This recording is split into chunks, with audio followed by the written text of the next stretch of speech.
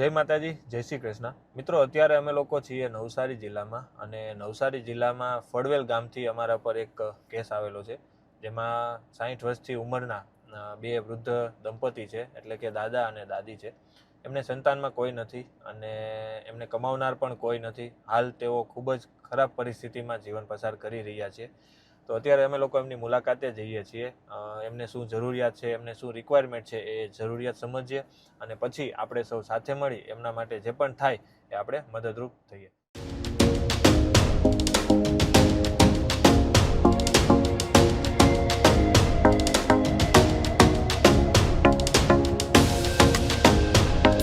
અહીંયા જ રહેવાનું? અહીંયા કેટલા સમયથી રહો છો? મને જ્યાંનું આપણું ત્યાંનું અહીંયા જ અમે ભાલીભાઈ હતો એ આપી ગયેલા ને દેવાભાઈ તલાટી હતો ને એ આપીને આપી ગયેલા છે. છોકરા નથી? છે બે જ જણા છોકરા છે જ નહીં કે છે જ નહીં? બરાબર. કાં જિંદગી આમાં અમારી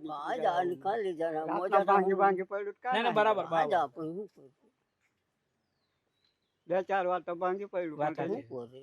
આગળ ત્યાં બેસી અમને ભાંગી જાય એટલે ત્યાં સારું પડતું નહીં. તો મેં તો કેટલી વાર દાબાઈ ગયેલો હતો. તમે અંદર દબાઈ ગયેલા? હા, એક વખતે દાબાઈ ગયેલો અંદર. ભાંગી પર શું કર ભાઈ, બે વખત ભાંગી પડ્યું, દબાઈ જતા તો શું કરે, પણ નાસી તો પછી ભાંગી પડ્યું, પછી શું કર્યું, દીવો બરી આવી પડ્યું, પછી શું કર્યું. આ વરસાદ hatte કેટલાક વરસાદ અહીંયા બધું ખોટું, બસ વરસાદમાં નાસી તો બોલો. કાલે વરસાદ હતો તો અહીંયા બહાર સુતા હતા? આટલે હા, ઘરમાં વરસાદ આવતા બધા.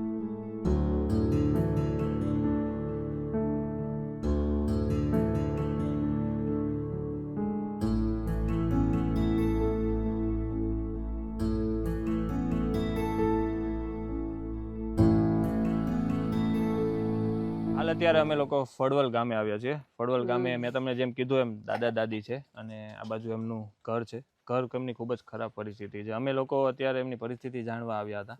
બંનેની ઉંમર લગભગ 60-70 વર્ષથી ઉંમર છે. કેમ કે ભણેલા નથી એટલે પોતાને બી ખબર નથી કે ઉંમર કેટલી છે, શું છે. કાકાને એક આંખે દેખાતું નથી, એક આંખે દેખાય છે, અને એમાં બી એક આંખે જેમાં દેખાય છે એમાં બી બહુ ઓછું દેખાય છે, એટલે એ બી કામે જઈ શકતા નથી. દાદી આ ઉંમરે મજૂરી કરે છે અને થોડું ઘણું જે પણ આવે એનાથી ઘર ગુજરાન અત્યારે ચલાવે છે. હાલ એમની પરિસ્થિતિ ખૂબ જ કઠિન છે. એમના કોઈ સંતાનો પણ નથી, એમના પરિવારમાં પણ આગળ પાછળ કોઈ નથી, એટલે આપણાથી જે થાય એ આપણે એમના મદદરૂપ થઈએ. એમને હું તમને ઘર બતાવું. એમના ઘરની પરિસ્થિતિ ખૂબ જ અત્યારે ખરાબ છે.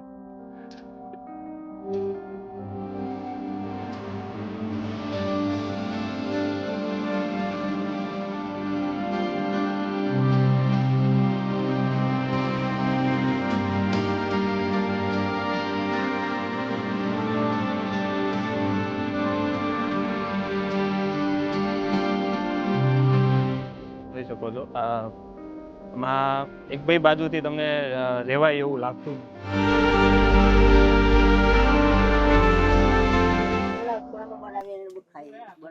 આમાં જ બનાવો? ખાલી વિચાર કરો, આ જગ્યા લગભગ 6 ફૂટ બાય 8 ફૂટની જગ્યા છે. એમાં રસોડું પણ છે, એમાં સુવાનું પણ છે, અને છત તમે જુઓ.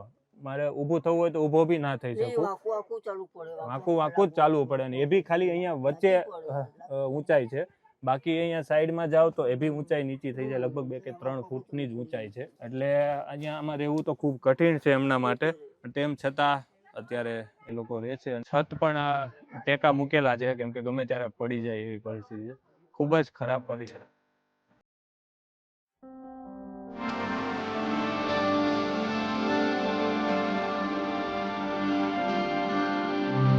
આપણે દાદા દાદી માટે એમને અનાજ કરિયાણાની જે મૂળભૂત જરૂરિયાત હતી જેના માટે આપણે આવ્યા હતા એ આપણે એમના માટે લઈ આવ્યા અને એમને આપણે મદદ આપણે પહોંચાડી.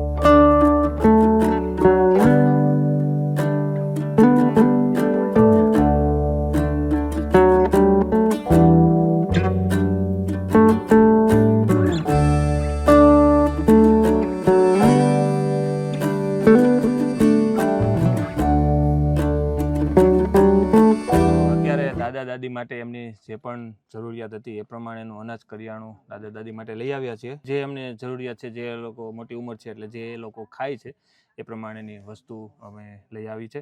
અને આ જેના દ્વારા મદદ મળી છે એ રાઠોડ પરિવાર છે.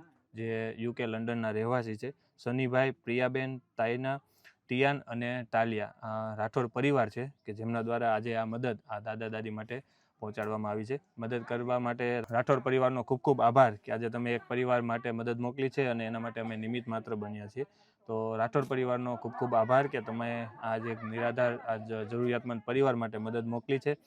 ભગવાન આપને ખૂબ લાંબુ આયુષ્ય આપે અને ધંધામાં ઉત્તરોત્તર પ્રગતિ થાય એવા આપણે ભગવાનને પ્રાર્થના કરીએ છીએ. તમારી જે પણ મદદ હતી એ આપણે આજે પહોંચાડી છે. દાદી, આ મદદ છે ને બહારથી આવી છે, બચ્ચાયું ભાઈ અમેરિકાથી. હા સારું સારું તમારો પરિવાર સુખી રહેશે. સુખી રહેશું આરામથી તમે જીવજો. બધું રીતના આ ઘર માંડીએ રહીએ છીએ. હવે આનાથી થઈ રહ્યા ને તમારે?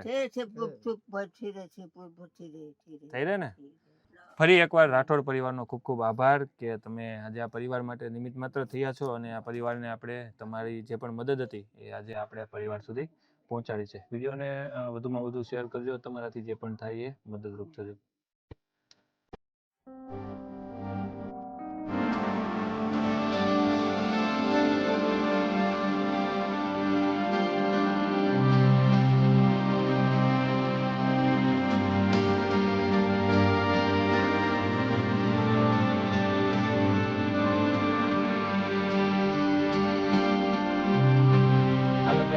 ફળવેલ ગામ છે અને ફળવેલ ગામે આ બંને દાદા દાદીને મળવા આવેલા હતા.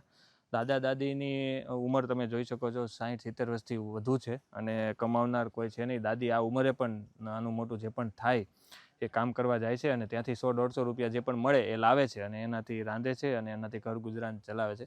ખૂબ જ ખરાબ પરિસ્થિતિમાં અત્યારે બંને વ્યક્તિ રહી રહ્યા છે. એમની પાસે કોઈ ડોક્યુમેન્ટ નથી, કોઈ આધાર પુરાવા નથી કે જેમના દ્વારા સરકારી મદદ મળી શકે અને સરકારી મદદમાં એમનું ઘર જે છે એ બનાવી શકે.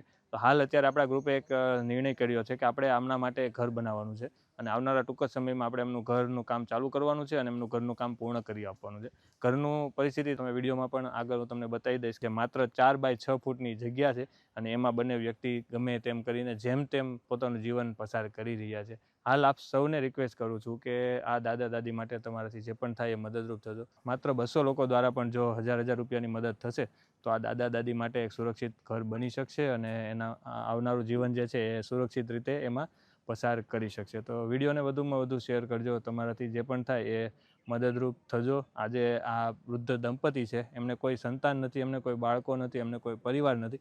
આપણે સૌ એમને ટેકો આપવાનો છે. એક બાળક બનીને, દીકરા બનીને, એમના સગા સંબંધી, સ્નેહી, પરિવાર, મિત્રો બનીને આપણે એમના માટે સપોર્ટ કરવાનો છે અને એમના માટે એક સુરક્ષિત આશરો જે મૂળભૂત જરૂરિયાત કહી શકાય એ આજે આપણે સૌએ પૂરી કરવાની છે. માત્ર 200 મિત્રો આગળ આવજો અને તમારાથી જે પણ થાય એ ફૂલની તો ફૂલની પાંખડી સ્વરૂપે મદદ કરજો અને તમારી મદદથી આજે આપણે દાદા દાદી માટે સુરક્ષિત એવું ઘર બનાવવા જઈ રહ્યા છીએ. વિડીયોને વધુમાં વધુ શેર કરજો, તમારાથી જે પણ થાય એ મદદરૂપ થજો.